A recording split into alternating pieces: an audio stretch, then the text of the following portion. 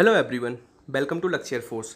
First question में आपको moment of inertia बताना है एक सॉलिड स्फीयर का अबाउट इट्स टेंजेंशियल, उसकी स्पर्श रेखा के अनुरूप। तो फर्स्ट ऑप्शन से आप कंफ्यूज हो सकते हो क्योंकि ये भी सॉलिड स्फीयर यानी कि ठोस गोले का जड़त्व आघूर्ण होता है 2/5 mr², लेकिन ये होता है अलोंग इट्स डायमीटर। लेकिन हमसे पूछा गया है स्पर्श रेखा के। तो अगर हम एक आपको समझाने के लिए फिगर ड्रॉ करें तो ये उसका एक्सिस है सॉलिड स्फीयर का, जिसको हम एक्स एक्स डैश नाम दे दें। और ये उसका हमने क्या करा, हमने टेंजेंस ये स्पर्श रेखा ड्रॉ करी जिसको हमने वाई वाई डैश नाम दे दिया। तो आपको पता है कि अब हम यहाँ पे पैरेलल एक्सिस थ्योरम लगा सकते हैं, समांतर अक्ष प्रमेय बिल्कुल लगा सकते हैं सर। तो क्या हो जाएगा ICM प्लस MR²। अब आपको पता है ICM कितना होता है 2/5, सेंटर ऑफ मास से कितना है 2/5 MR², जो कि सॉलिड स्फीयर के लिए होता है। प्लस अब क्योंकि स्पर्श रेखा के अनुरूप बताना था तो हमने जैसे ही पैरेलल एक्सिस थ्योरम लगाई तो हमारा 2/5 प्लस MR² जोड़ के कितना हो गया 7/5 MR²। तो यहाँ पे सी राइट आंसर हो गया। अब सर हमें पैरेलल एक्सिस थ्योरम नहीं आता, सर हमें डिटेल पढ़ाओ। तो देखो मैं क्वेश्चन की प्रैक्टिस करा रहा हूँ और मेरी कोशिश भी है कि इस मिनी मॉक टेस्ट के थ्रू इतने वैरायटी ऑफ क्वेश्चंस की आपकी प्रैक्टिस करा दूँ कि एग्जाम में कोई क्वेश्चन आपको नया ना लगे।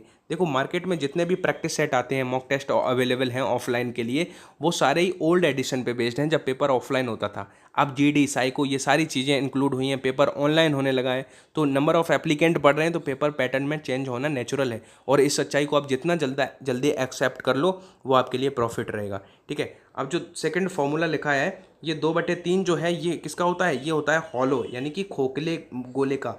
ठीक है, उसके व्यास के। ठीक है, अब अगर बात करें तो सर आप क्या कह रहे हो, तो मैं आपको थोड़ा एक और एग्जांपल के थ्रू समझाऊं कि पहले आज से 5 साल पहले आपसे पूछा जाता था कि सीधा एक थिन रॉड है तो उसका ICM बताओ, मोमेंट ऑफ इनर्शिया उसके सेंटर से, तो कितना होता था, बच्चा कर देता था ML²/12। लेकिन अब मैं आपको बता रहा हूँ, अब क्वेश्चन ये आने की प्रोबेबिलिटी बहुत कम है कि उसका ICM पूछा जाएगा थिन रॉड का। अब वो पूछेगा उससे L/4 डिस्टेंस पे कितना होगा, पूछेगा उसके एक सिरे पे कितना होगा। मान लो मैं आपसे इसी सवाल में कह दूं कि एक थिन रॉड है, ठीक है, एक पतली छड़ है, उसके एक सिरे से उसके लंबवत जो मोमेंट ऑफ इनर्शिया बताओ। तो इसमें क्या करेंगे, पैरेलल एक्सिस थ्योरम लगाएंगे। तो क्या हो जाएगा ICM जो कि ML²/12 है, और याद रखना है यहाँ पे हो जाएगा ML। अब ये डिस्टेंस कितनी है 2, तो ML/2 का स्क्वायर। जब इसको सॉल्व करेंगे अगर एक सिरे का, तो ये क्वेश्चन एक सिरे का आ चुका है, तो ML²/12 प्लस ML²/4। हमने LCM ले लिया 12, तो यहाँ हो गया ML² और यहाँ पे कितना हो गया 3ML²। तो ये 3ML² और ML² जुड़ के हो गया 4ML² और बटे 12। तो यहाँ पे आंसर जो फाइनली आया वो आया ML²/3। तो आप क्या देख रहे हो कि ML²/12 तो हमें पता था, लेकिन उसके एक सिरे वाला क्वेश्चन आ गया तो आंसर आ गया ML²/3। और आप यही एक्सपेक्ट करो कि अब जो रिक्रूटमेंट बोर्ड है आपको ऐसे मतलब नहीं ईजी चीज़ें नहीं पूछेगा। ठीक है, तो आपको मोमेंट ऑफ इनर्शिया इन मतलब जितने भी मोमेंट ऑफ इनर्शिया होते हैं, ठीक है, आपसे अगर पूछा जाए डिस्क का, एक सर्कुलर डिस्क है, सर्कुलर रिंग है उसका, ठीक है, हॉलो स्फीयर, सॉलिड स्फीयर और एक थिन रॉड, मिनिमम इतनी चीज़ों के आप जितने मोमेंट ऑफ इनर्शिया के फॉर्मूले हैं। और मैं आपको एश्योर करा रहा हूँ, अगर आप इस वीडियो पे 1K लाइक आज कर देते हो, मतलब बस आपका अप्रिशिएशन ही हमें मोटिवेशन देता है। आप 1K लाइक कर दो हमारे इस वीडियो पे, तो हम कल ही मोमेंट ऑफ इनर्शिया से रिलेटेड एक ऐसा वीडियो बना देंगे, ठीक है, आपको उसमें पैरेलल एक्सिस थ्योरम भी डिटेल में समझा देंगे, ट्रिक्स भी बता देंगे कि आपका मोमेंट ऑफ इनर्शिया से रिलेटेड क्वेश्चन इन फ्यूचर कभी गलत नहीं होगा। कार्नो इंजन का है जो फ्रिक्वेंटली पूछा जाता है, जिसमें एफिशिएंसी गिवन है, सिंक का टेम्परेचर गिवन है, सोर्स का टेम्परेचर पूछा गया है। ठीक है, इस पे बेस्ड हम बहुत सारी न्यूमेरिकल आपको बता चुके हैं, बस उसी का एक नया वेरिएशन है। और मेरी कोशिश भी है कि वैरायटी ऑफ क्वेश्चंस की प्रैक्टिस यहाँ पे करवा दूँ कि एग्जाम हॉल में कोई क्वेश्चन आपको नया ना लगे। तो कार्नो इंजन की दक्षता एफिशिएंसी का बस फॉर्मूला याद रखो, 1 - T2/T1, जहाँ पे T2 जो होता है वो होता है सिंक का ताप और T1 होता है सोर्स का ताप। ठीक है, ये होता है सिंक का टेम्परेचर, ये होता है सोर्स का टेम्परेचर।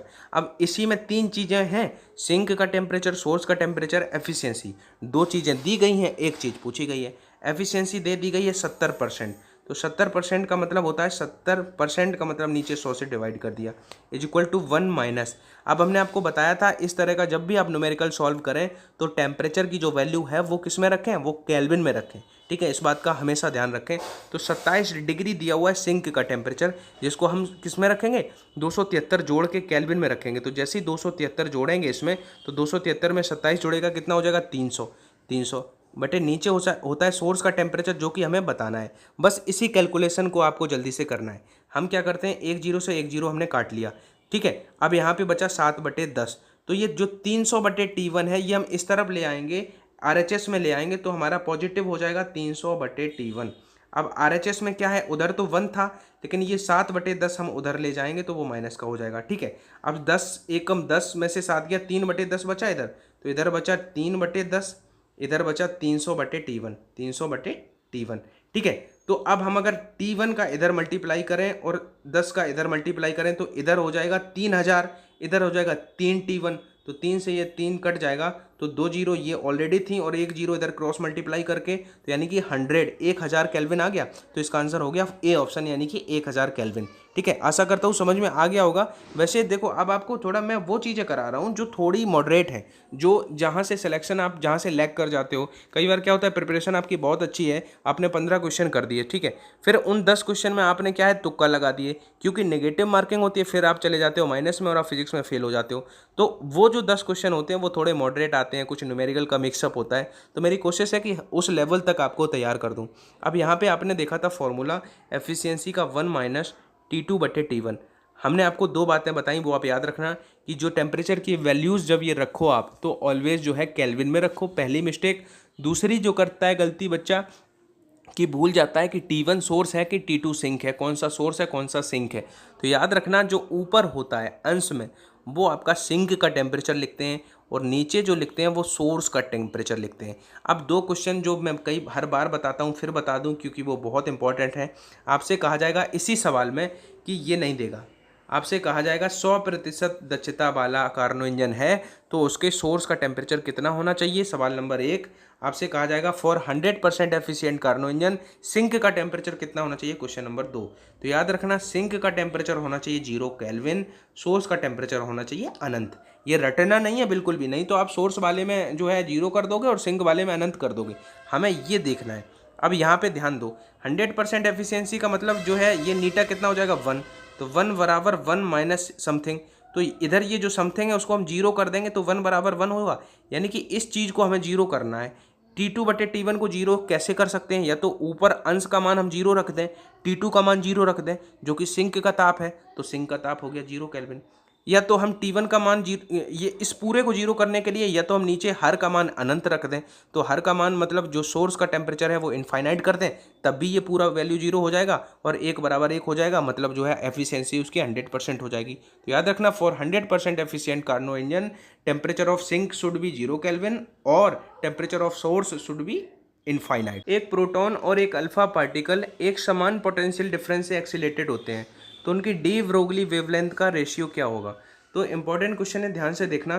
तो डी ब्रोगली वेवलेंथ का फॉर्मूला क्या होता है, h/√2m/QV। अब यहाँ पे क्या है, उसने कह दिया कि h जो है वो तो प्लांक कांस्टेंट है ही, अब उनने कह दिया कि v जो है पोटेंशियल डिफरेंस वो भी कांस्टेंट है और 2 भी कांस्टेंट है, तो जो वेवलेंथ है वो डायरेक्टली प्रोपोर्शनल है 1/√, यानी कि स्क्वायर रूट ऑफ किसका, मास उसका और उस पर चार्ज, यानी कि जो वेवलेंथ है वो व्युत्क्रमानुपाती है वर्गमूल के किसका, मास और चार्ज का प्रोडक्ट।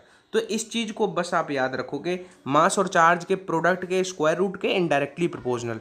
तो अब कर देते हैं, तो अगर हम इनका रेशियो लिखें तो पहले λ1/λ2, तो λ1 अगर हमने किसकी बात करी है, प्रोटॉन की बात करी है, और λ2 अल्फा की बात करी है, तो अल्फा वाला प्रोडक्ट ऊपर रखेंगे और इधर रखेंगे किसका प्रोडक्ट, नीचे रखेंगे किसका, मास और चार्ज का, प्रोटॉन का प्रोडक्ट। तो अगर प्रोटॉन का मास m है तो उस पर मास कितना होता है, 4 गुना है, तो उसका 4m हो जाएगा। अगर प्रोटॉन पे जो आवेश चार्ज q है तो उस पर अल्फा पर पे उसके 2 गुना चार्ज होता है, यानी कि 2q हो जाएगा।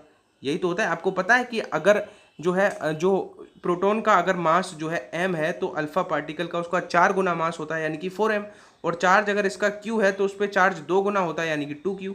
अब q से q कट गया, m से m कट गया, तो जब रेशनलाइज हमने किया तो हमें कितना मिल गया, ऊपर √8 है, 4 और 2 का प्रोडक्ट करेंगे और उसका वर्गमूल लेंगे तो √8, यानी कि रेशियो कितना मिल गया, √8:1, यानी कि पहला ऑप्शन राइट आंसर हो गया। जल्दबाजी में 1:√8 मत कर देना, क्योंकि ऊपर प्रोटॉन लिखा है नीचे अल्फा कट लिखा है, ठीक है। तो ये हो गया इसका आंसर। कई बार ऑप्शन ऐसे होगा अनुपात में 2√2:1, तो आप कंफ्यूज मत हो जाना, ये यही है जो ये है, क्योंकि अंडर रूट 8 का जब हम वर्गमूल लेंगे तो 2√2 ही आएगा। तो कई बार जो है ऑप्शन इस तरह से भी अगर फ्रेमिंग है तो आपको कंफ्यूज नहीं होना है डी ब्रोगली के लिए, ठीक है। अब सर हमने तो फॉर्मूला पढ़ा था सर कि लैम्डा बराबर होता है H/P, आपने क्या कर दिया, तो ये सारी चीज़ें मैं प्रीवियसली बहुत अच्छे से बता चुका हूँ कि ये मोमेंटम है, मोमेंटम को मास इनटू वेलोसिटी या इसको काइनेटिक एनर्जी के टर्म्स में लिखेंगे, तो वो सारी कैलकुलेशन हम प्रीवियसली करा चुके हैं। Two solenoid having length of L and 2L and number of loop N and 4N, तो find the ratio of magnetic field. दो परिनालिका जिनकी लंबाई, देखो मैं आपको एक बात कहता हूँ कि आप जो है आपने फिजिक्स बहुत अच्छे से 12th में नहीं भी पढ़ी है, तो अब अगर आप 12th की बुक उठा के और जितने बॉक्स में बंद, एक तो बहुत अच्छी बात होती है कि जिस भी बोर्ड से आप बिलोंग करते हो उसमें जितने चैप्टर में उसमें फॉर्मूले हैं वो सारे बॉक्स में ऐसे बंद कर देते हैं वो लोग, ठीक है। तो जितने बॉक्सेस किताब में बने हुए हैं, अगर मिनिमम आप इतने बॉक्सेस के फॉर्मूले याद कर लेते हो, आपको उसके पीछे का कॉन्सेप्ट नहीं भी पता है, आपने 12th में इन केस नहीं भी पढ़ाई करी है, तो फॉर्मूले याद अगर आपको हैं तब भी आप एयरफोर्स का पेपर फोड़ के आओगे। अब इस फॉर्मूले में भी मान लो हमें इसका प्रिंसिपल नहीं पता है कि कैसे सोलेनॉइड क्या, लेकिन हमें फॉर्मूला पता था कि उसके लिए मैग्नेटिक फील्ड का क्या होता है सोलेनॉइड के लिए, μ0 Ni/L। तो इस फॉर्मूले से ही आप रेशनलाइज कर लेते, क्योंकि उसने कह दिया कि करंट जो है वो कांस्टेंट है, कहा है धारा समान है दोनों में, तो I कांस्टेंट है, ये भी कांस्टेंट है, तो जो B है वो क्या है, डायरेक्टली प्रोपोर्शनल है N/L के। क्या जो मैग्नेटिक फील्ड है उसका हमें क्या करना है, रेशियो बताना है V1/V2, तो क्या हो जाएगा N1/N2, क्योंकि N के डायरेक्टली प्रोपोर्शनल है और L के इन्वर्सली प्रोपोर्शनल है तो L2/L1। बस इतना ही तो है, फॉर्मूला याद था तो आपने कर लिया इजीली। अब कैसे, N1 और N2 का रेशियो आपको नंबर ऑफ लूप का जो है तो वो N और 4N है, तो ये रेशियो 1/4 हो जाएगा क्योंकि N से N कट जाएगा, और L2/L1 यानी कि L2 कितना है 2L है, तो 2L से L कट जाएगा तो 2 1 हो गया। तो जब इसको और कट किया तो 1:2 आ गया, यानी कि ए ऑप्शन हमारा राइट आंसर हो गया। तो मैं आपको क्या बताना चाह रहा हूँ, देखो इन मिनी मॉक टेस्ट में केवल आप क्वेश्चन नहीं कर रहे हो, इसमें हर वो चीज़ अगर आप समझ पाओ तो, और आपके पास वो अगर आप समझ पाते हो, इतने जीनियस हो कि मेरा मैसेज क्या है। अब जैसे मैंने बताया सोलेनॉइड का क्वेश्चन आज कराया, तो आपने क्या करना है, आपने एक करंट कैरिंग अगर लूप है सर्कुलर उसका भी फॉर्मूला देख लेना है, क्योंकि कई बार कह देगा कि अगर उसकी रेडियस, एक करंट कैरिंग लूप की एक रेडियस हम डबल कर देते हैं और उसका करंट सेम रखते हैं, तो उसका जो मैग्नेटिक फील्ड है कैसा हो जाएगा, हाफ हो जाएगा, डबल हो जाएगा, ऐसे ऑप्शन होंगे। तो अगर आपको फॉर्मूला पता है कि वो उसके इन्वर्सली प्रोपोर्शनल है कि स्क्वायर के इन्वर्सली प्रोपोर्शनल है, तो आप इस तरह के न्यूमेरिकल कर ले जाओगे। तो ये बहुत बड़ा काम नहीं है, सारे फॉर्मूले याद करने में मैं समझता हूँ कि 1 वीक लगेगा। और मैं आपको टेलीग्राम पे, अगर आपने ज्वाइन नहीं किया हुआ है तो डिस्क्रिप्शन बॉक्स में लिंक दे दूंगा अपने टेलीग्राम चैनल का, उसको आज ही ज्वाइन कर लो, क्योंकि अब मैं इस पर काम कर रहा हूँ। जितने भी लॉ हैं, प्रिंसिपल हैं या फॉर्मूले हैं, उन सारी चीज़ों का एक स्ट्रक्चर्ड तरीके में PDF बना के फ्री ऑफ कॉस्ट आपको टेलीग्राम पे प्रोवाइड करा दूंगा। जैसे आप पूरी बुक को आप वो करोगे तो इट विल टेक टाइम, ये आपके हिस्से की मेहनत मैं कर दूंगा। सारे फॉर्मूले एक ऑर्गेनाइज तरीके में आपको जो है टेलीग्राम पे अब मैं अवेलेबल करा दूंगा इसी वीक में, बस आप वहाँ पे जुड़ जाना, ठीक है। इन स्टूडेंट्स की कंप्लीट प्रिपरेशन हो चुकी है, वो अब मॉक टेस्ट लगा सकते हैं, क्योंकि मॉक टेस्ट के थ्रू आप नए नए क्वेश्चंस देखोगे और अपने आप को एवेल्युएट कर पाओगे कि आप कहाँ स्टैंड करते हो, और आप टाइम मैनेज कर पाओगे। तो एयरफोर्स ग्रुप XY के लिए one of the best platform है आप टेस्ट सीरीज के लिए, परीक्षा एप्लीकेशन। इसका लिंक डिस्क्रिप्शन बॉक्स में दिया हुआ है, डाउनलोड वहाँ से कर लेना। और उसमें जब डिफेंस वाले सेक्शन में जाके आप एयरफोर्स ग्रुप XY या नेवी AA SSR जिस भी एग्जाम के लिए एनरोल करोगे, तो आपको एक कूपन कोड अगर आपके पास होगा तो आपको 150 रुपये का डिस्काउंट मिल जाएगा। तो आपका, मेरा जो कूपन कोड है वो है ANU50, ANU50, ठीक है। जैसे ही आप इसको अप्लाई कर दोगे तो आपको 149 रुपये में ये मिल जाएगी, और ये बहुत ही नॉमिनल प्राइस है। और मैं कहता हूँ 150 रुपये में आपको इतने नए नए वैरायटी ऑफ क्वेश्चंस मिलेंगे, टाइम मैनेज आप कर पाओगे, तो इसमें मेरे अकॉर्डिंग आपको इनरोल कर लेना चाहिए। ये क्वेश्चन भी बहुत बार पूछे जाने वाले क्वेश्चंस में से है कि क्यूरी टेम्परेचर वाई टेम्परेचर है अबव दिस, अनुचुंबकीय यानी कि पैरामैग्नेटिक सब्सटेंस जो है वो लौह चुंबकीय यानी कि फेरोमैग्नेटिक बन जाता है। पैरामैग्नेटिक जो है वो लौह चुंबकीय बन जाता है, फेरोमैग्नेटिक। दूसरा ऑप्शन है कि फेरोमैग्नेटिक जो सब्सटेंस होते हैं वो आपके पैरामैग्नेटिक बन जाते हैं। तीसरा है जो डाई मैग्नेटिक होते हैं प्रतिचुंबकीय, वो आपके फेरोमैग्नेटिक सब्सटेंस में कन्वर्ट हो जाते हैं, या आपके फेरोमैग्नेटिक जो सब्सटेंस होते हैं वो डाई मैग्नेटिक सब्सटेंस में बदल जाते हैं। इस फैक्ट को आप याद रखना। ऐसे फिजिक्स में कुछ फैक्ट हैं जिनको आपको रटना ही पड़ेगा, ठीक है। तो ये याद रखना कि क्यूरी टेम्परेचर के अबव टेम्परेचर पर जो आपके फेरोमैग्नेटिक सब्सटेंस हैं वो आपके पैरामैग्नेटिक सब्सटेंस बन जाते हैं। लौ चुंबकीय पदार्थ जो हैं उनका चुंबकत्व तो कम हो जाता है, बिल्कुल कम नहीं होता है लेकिन वो कम होता है। अनुचुंबकीय पदार्थ वो होते हैं जिनकी चुंबकशीलता कम होती है लेकिन प्रतिचुंबकीय में बिल्कुल नहीं होती है, ठीक है। तो सबसे ज़्यादा होती है लौह चुंबकीय में। तो ये जो लौह चुंबकीय पदार्थ हैं वो कैसे बन जाते हैं, अनुचुंबकीय। जब से मयंक सर के चैनल पे वो ऑल इंडिया रैंक 6th का वीडियो आया है तब से उसने मेरे चैनल के बारे में मेंशन किया है कि मैं लक्ष्य एयरफोर्स से चैनल पढ़ता था फिजिक्स। तब से बहुत सारे नए बच्चे हमसे एसोसिएट हुए हैं और वो बच्चे आते हैं, मेरा कोई रैंडम एक वीडियो देखते हैं तो बड़े क्यूरियस हो जाते हैं कि सर मैं कहाँ से स्टार्ट करूँ। तो उनके लिए एक छोटी सी हेल्प है ये, जो जिनको नहीं पता है कि देखो, सबसे पहले तो मैं आपको बता दूं, जो चैप्टर वाइज की डिमांड कर रहे हैं कि सर चैप्टर वाइज हम आपसे डिटेल में पूरा फिजिक्स पढ़ना चाहते हैं, तो सॉरी मैंने यूट्यूब पे नहीं पढ़ाया हुआ है। आप सोच के देखो मोबाइल की स्क्रीन पे क्या पॉसिबल है ये। हाँ, अब पॉसिबल मुझे लग रहा है कि इस वीक के बाद हो जाएगा क्योंकि मयंक सर के चैनल पे हम पढ़ाने जा रहे हैं। तो अगर प्रोबेबली अगर बाई गॉड्स ग्रेस हम वहाँ पे पहुँच जाते हैं तो फिर अब वहाँ पे तो चैप्टर वाइज देंगे।